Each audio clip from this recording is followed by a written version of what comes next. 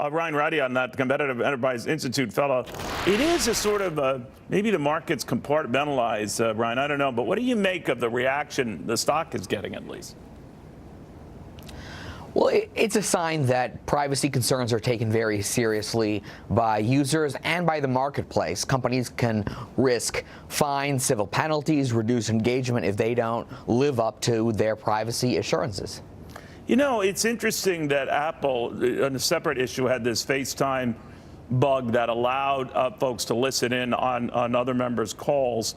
They've since tried to fix that. But the fact of the matter is, it happens to the best of them, even those like Tim Cook who were preaching about these abuses at other companies.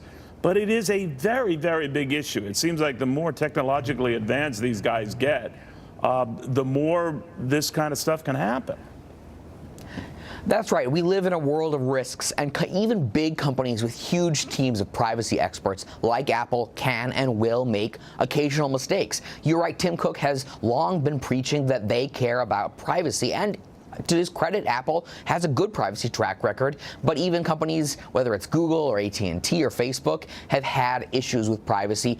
The way to prevent these issues, I suppose, is for companies to just stop innovating, to stop changing their products, to spend years developing code and then leave it unchanged.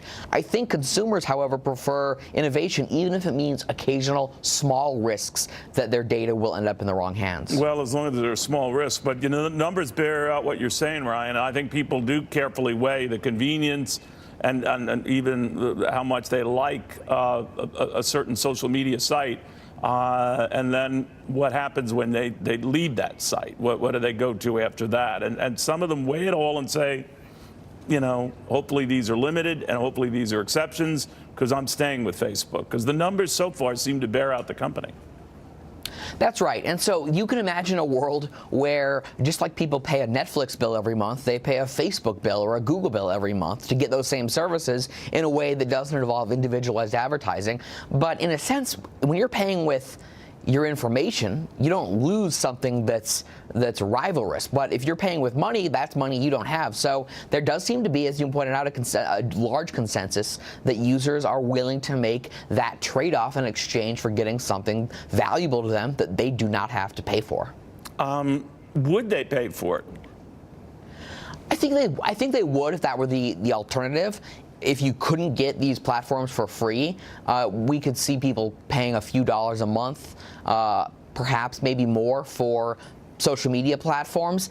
But the downside is that with reduced use of advertising and people paying more, I think you'd see fewer users, especially in the developing world, where Facebook and Google and other platforms are allowing a lot of people to get access to products that they probably couldn't afford otherwise. All right, Ryan, thank you very, very much. Enjoyed getting your perspective on all of this. By the way, Facebook and a lot of the other tech issues are doing just fine today, to Ryan's point here. Now, we'll get, again, the numbers out of Facebook after the closing bell. In fact, there are some big ones coming after, including Tesla. We're going to get Microsoft. We're going to get Visa.